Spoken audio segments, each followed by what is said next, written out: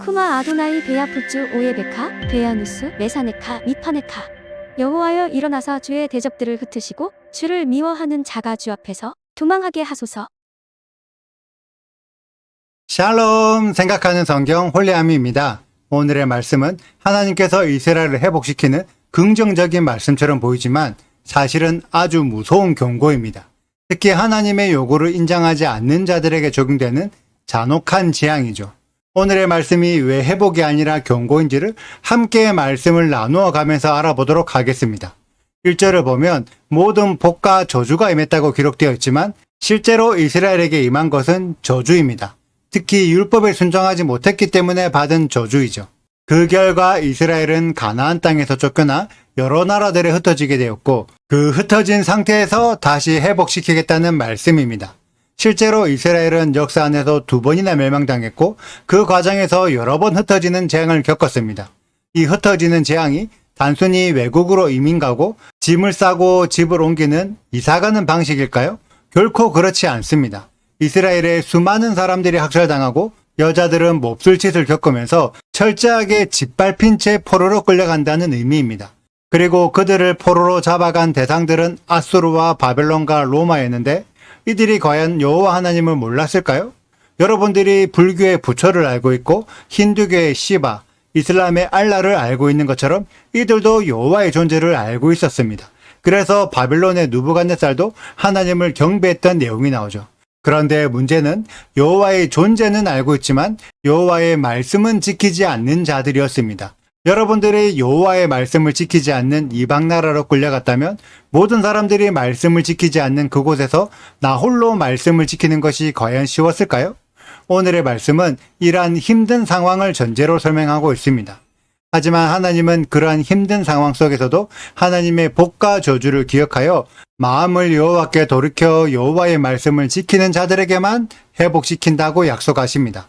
마음을 돌이키지 않고 이방 나라 사람들이 살고 있는 것처럼 계속해서 여호와의 말씀을 지키지 않는 삶을 살고 있다면 계속 저주 가운데 놓여 있는 것입니다. 분명히 마음을 돌이켜서 말씀을 지키면 포로에서 돌아오게 하신다고 약속하시는데 과연 몇 명이나 마음을 돌이켜서 말씀에 순종할 수 있을까요?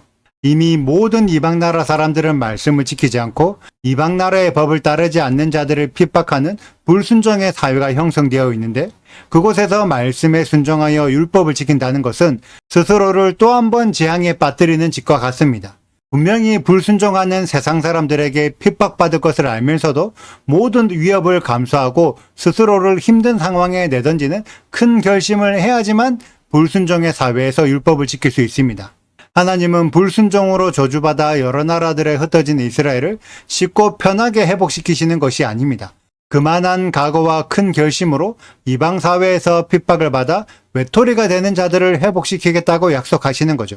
오늘의 말씀이 그만큼 어려운 말씀이라는 것을 여러분들은 이해하고 계셨나요? 많은 신앙인들이 저주를 싫어하고 복받는 것만 좋아합니다. 그만큼 힘든 과정은 하기 싫고 쉽고 편한 것만 하고 싶은 거죠. 그런데 쉽고 편한 길만 따라가면 마태복음의 말씀처럼 멸망으로 인도됩니다. 생명으로 인도하는 길은 좁고 협착하여 찾는 자가 적죠. 이것이 여러분들이 믿고 있는 예수님의 가르침입니다. 대한민국에서 예수님을 믿는다는 것은 너무나 쉽고 편한 길입니다. 교회를 다니든 교회를 다니지 않든 모든 사람들이 예수님을 인정하고 있죠. 하지만 여호와의 율법을 지키는 것은 너무나 좁고 협착하여 지키는 사람이 거의 없습니다. 이것이 성경의 가르침이 아니라서 지키는 사람이 적을까요? 그렇지 않습니다. 성경의 진짜 가르침이기 때문에 지키는 사람이 적은 것입니다. 대한민국에서 율법을 지킨다는 것은 기독교 사회에서 외톨이가 될 각오를 해야만 지킬 수 있습니다. 하지만 하나님은 그런 각오한 자들을 회복시켜서 번성케 하시고 마음의 할례를 베푸사 마음으로부터 율법을 지켜야 한다는 것을 인정하기 때문에 그 믿음의 결과로 생명을 얻게 하시는 거죠. 우리가 이 정도로 신명기의 말씀을 배웠으면 이제는 당연히 율법을 지켜야 한다는 것을 인정하셔야 합니다. 하지만 오늘의 말씀이 진짜 재앙인 이유는 그럼에도 불구하고 대다수 신앙인들이 율법을 안 지키기 때문입니다.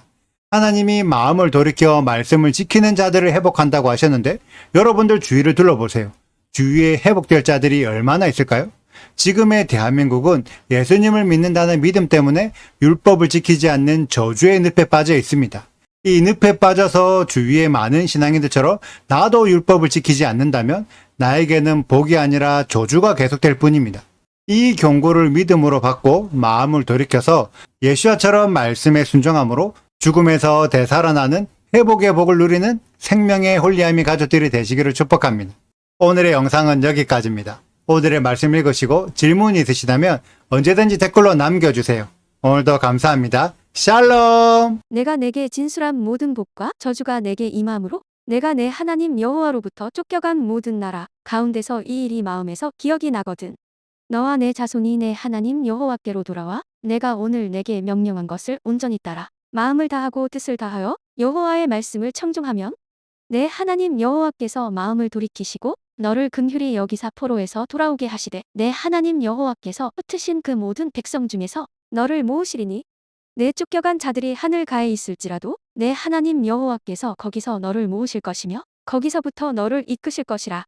내 하나님 여호와께서 너를 내 조상들이 차지한 땅으로 돌아오게 하사 내게 다시 그것을 차지하게 하실 것이며 여호와께서 또 내게 선을 행하사 너를 내 조상들보다 더 번성하게 하실 것이며 내 하나님 여호와께서 내 마음과 내 자손의 마음에 할례를 베푸사 너로 마음을 다하며 뜻을 다하여 내 하나님 여호와를 사랑하게 하사 너로 생명을 얻게 하실 것이며 구독과 좋아요를 눌러주세요.